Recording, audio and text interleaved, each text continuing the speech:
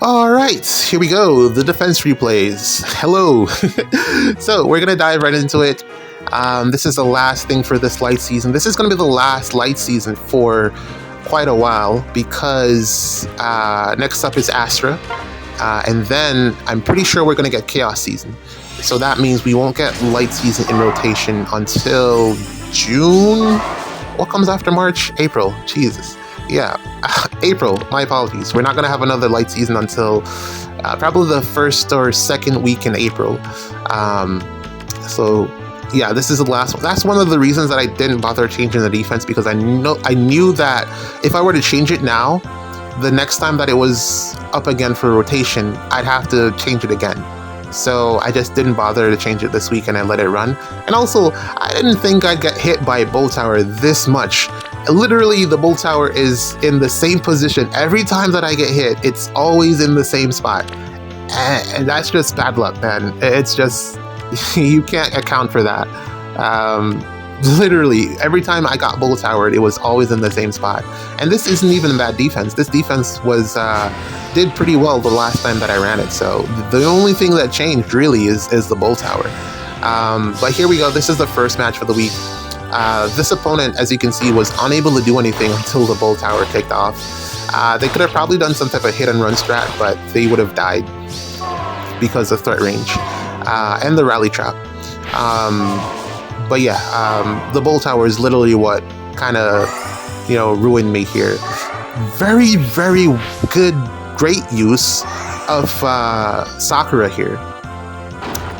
In terms of the ice placement, I really, really like that. This is the match that made me realize that you can actually do stuff on offense with Sakura. I was looking at her as like, okay, SD unit, can't use on defense because just, not great in terms of being able to chase. But for SD, I can definitely see the very strong potential for SD. But then offense now, I was like, Ice Lock right there is actually genius. Because the only way to cleanse that or clear it is to have the defense break it, which they will do, or to lay down the stone terrain. So you would need Hector or Lumera, who are the primary units that do that. You're not really running those units on defense. Maybe Hector, but as I said, he's actually tailing off at this point. Definitely going to be swapping him over to a near save whenever I do pull on the banner. He's going to be swapping. Well, even as a near save, I'd probably rather run Rhea, to be honest, because she's kind of better at this point at near saving because of the miracle. As you can see there, it took quite a few hits just to take her out. And also the fact that she's a dual unit. I feel like that plays really well into her favor.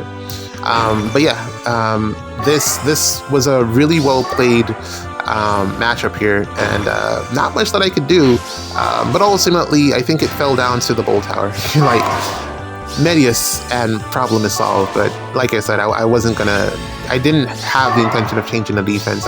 When I saw that Loki was going to be bonus, I was like, man, that's fantastic. I don't have to change anything. But unfortunately, we got hit right away, first match of the week. This one, again, bull tower, but it didn't end up mattering here because he didn't have anyone that could really break through my team. Did have quite a few really decent units here, but nothing that was like uber threatening. What I would want to point out is this Raphael here. This was my first sighting of a plus 10 version of him, and I did end up fighting a plus 10 one on offense this week, and I messed up not sending the friend request because I do want to see how good this unit is. He looks fantastic on paper. He's very, very fast. He's a very fast near save. Very fast bulky near save, and that's a combination that I don't think we've necessarily seen that yet. Probably Anankos is the only other unit that I have in mind that has a almost similar stat spread, but Anankos doesn't have the same defensive bulk that Raphael has, and I was really intrigued when I saw how high his stats could get. But yeah, that aside, looking now at the banner that just dropped, or the trailer that just dropped rather, very interested in I think he has a ton of potential in terms of just damage output. But then if you pulled for Bridget, I don't really see any purpose or reason for you to pull for this attuned Alm. Aside from the fact that I guess he's colorless, so that's neutral matchups, so that's probably beneficial for you, but he doesn't have the miracle effect that makes Bridget so good. You'd probably, like, if he ever starts running into issues being unable to take out, far saves, you can swap out his B skill for Wind Sweep. That's a potential avenue that you can go with his build, because he has the null follow up in his A skill. I think he'll always have usage as a Wind Sweep nuke. Not the greatest in terms of matchups into dragons and stuff, but then you can always swap out the Water Sweep, Wind Sweep. You can swap it out depending on which far save is meta in the future. But for right now, I think he is definitely up there with Yunaka as the best nuke in the game. Bridget is also up there as well, in my opinion. It's just that not a lot of people pulled for her from what I'm seeing, just from like the eye test. Like, from what I see, I don't see a ton of Bridget in the meta. But she's very, very good, especially with like potent support or brave support. She's very good. I tried Ashe with Erica, attuned Erica, to see if the 5 speed was actually that great. Trying to find a substitute for Sedith. Yeah, Ashe is not it. Ashe, not good enough. Not the utility. The warp utility is nice, but she just doesn't cut it, man. I had to drop her. But anyways, back to Alm. I was surprised. Like, even if I was thinking, like, literally, I was watching Oblivion stream before the trailer, and Oblivion said, "What if they put Alm on the kids banner, so that right after you pick up your copy of Hall of Forms Legendary Alm, they released a better version of him right away." And they did it, but they did it on a different banner. They made him an attune unit instead. And I was like, no way. They literally did it, because I was looking at it, and the skills that this new Alm has, are exactly the skills that you're giving to your Legendary Alm. And I was like, man, this is just the most IS thing the most IS thing that IS has ever done. You basically don't have to pick up the Hall of Form version, even though I still think, damage output aside, I still think the Hall of Forms version is potentially better because of the Wind Sweep. Which means you don't have to give him Wind Sweep for him. He already has it built into his weapon, and that is very, very valuable. There aren't a ton of far saves that have Wind Sweep.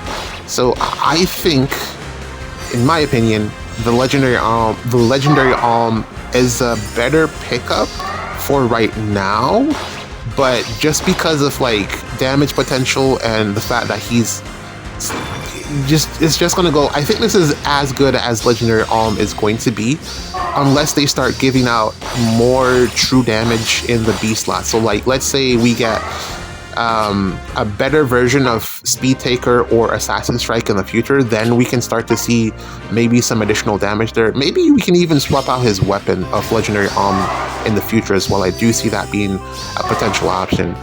But for right now, I think that Legendary Alm is as good as he is going to be.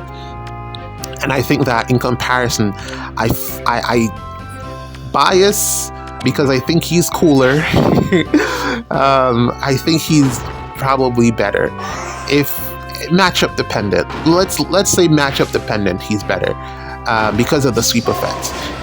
But aside from that, new unit Alm is obviously going to age better, because the new Alm is just, he has the stuff, man. He does more damage. He has the real version of Lunar Flash, however they like to do that. Dragon Wall, pure Dragon Wall, yeah, they like to do that. But yeah, he's definitely the better unit. If I'm being objective, he's definitely the better unit, this new Alm. And he ton of damage, like a ton of damage. My only concern is, like, does he survive? Is the 40% flat damage reduction going to be enough to help him in, let's say, matchups against Neathauger? Even though she's not going to be triggering her special, she was the reason that I had to bench Fogado because she just hit so hard. Even with Fogado having curve shot, she was still able to just one-shot KO Fogado, both of them. So I had to bench Fogado for that. Also, he didn't really do any damage to them when he did get the opportunity to counterattack. Let's say I paired him with some type of miracle support, he still died, or he still didn't do enough damage, rather. So I don't think Alm will have that problem that Fogado had with not doing damage or not being able to kill the snakes. I think Alm will be able to kill, looking at just the amount of true damage that he's getting from his weapon and beast slot, even though I literally would give Fogado a similar build that he just wouldn't do it. But I think this Alm, it's 30%, so I think he'll be able to. I'm just concerned about him being able to survive. If he is able to survive, then fantastic. We have a candidate that will rival Yunaka in the meta, although I still think Yunaka is better because of the brave hits. And the fact that she can run wind sweep or water sweep without losing too much out of that beast skill. Because what does she come with? She doesn't come with speed. She comes with disarm trap, and you can upgrade that or downgrade it depending on how you look at it with wind sweep. So yeah, that's what I think of Alm. The rest of the banner is pretty trash, to be honest.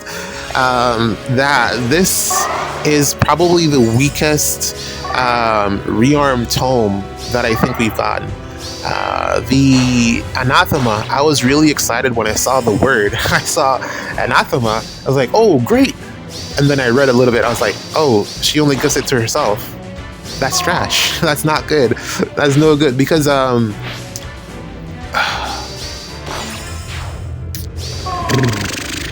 Tharja. Ninja Tharja's biggest problem is that she just doesn't do damage. She doesn't have enough true damage in her weapon, which is bizarre. But yeah, that's her biggest problem. She just doesn't do enough damage if she moves away from the team. If she's close to the team, then she can pack a punch. But if she moves away, it's just not enough. Same can be said, or you're going to have the same problem with this blue rearm tome. You're not going to be able to put out enough damage with it. It doesn't look like there's enough damage there. On the unit that it comes on, the rearmed unit, I don't know how to say her name, what, Nubaba? Probably. She's probably going to be able to do damage with it because she has a perf tome. This is a fantastic air. Like, this is the air kit that you want on your ear if you have her still. And as good as this Freyr build is, she is literally just a smite bot. Like, that's all she does. Same can be said about the air too, but really this Freyr is just a smite bot. This was a really great clear, so I'm probably going to turn on the animations for this one just so that you can see it. Haze Slice on Marissa, I think that's her best build. I really wish that I had gotten a +1 of that Marissa, but I just wasn't too high on that banner overall. Aside from Malice, I think Malice is really good. Smite 1, Smite 2, and she goes to town. Yeah, here we go. What was I saying before that? Yeah, aside from the rearmed unit, aside from her, I don't think that tome is I don't think it's better than the one that we got before. Was it on Reinhardt? No, Plumeria. We got another one in between, the tea time one. I think it was the tea time one. There's a good one before this that I don't think this new rearmed tome is better than.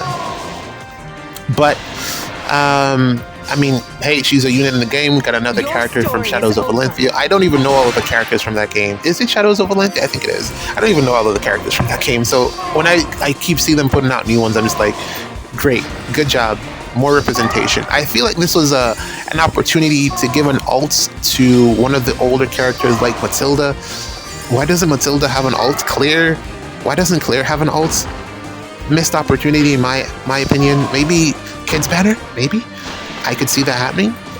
Gray, I think Gray would be a great candidate for an ult. Cliff, why don't these characters have ults, you know? But yeah, I don't think she's that great. Not someone that I would like go out of my way to summon on. And then the old guy, I mean, I wish the clause wasn't so specific, because warping to a trap doesn't help you too much in the other game modes. Like, am I only using this unit in Ether raids? Where's the value of it outside? Unless I missed something, I don't know. Maybe there's something else that would help you warp to him in other game modes, but outside of Ether raids, I don't see his value. And then also, his weapon is kind of undercooked. Not a lot of damage there. You're probably going to have to overhaul his kit to get him to, actually do damage, and then why not just use Nurgle? If you're gonna go for a green slow range nuke that's infantry. I guess the warping is cute, but then Tana, then Lapis, then what's his face? Oh, well, that's self warp. I was gonna say the dude that uses the Celica ring from Engage. But yeah, I'm not too high on that. Demote sword unit generic. I felt like there was an opportunity missed there. He looks like someone that you could probably have given a perf weapon to. Don't see why not. Yeah, just overall, just a bunch of underwhelming stuff on that banner outside of very nice Nerthus here. Love the investment. I wish she would come home more for me, but she apparently doesn't like me. But yeah, underwhelming banner.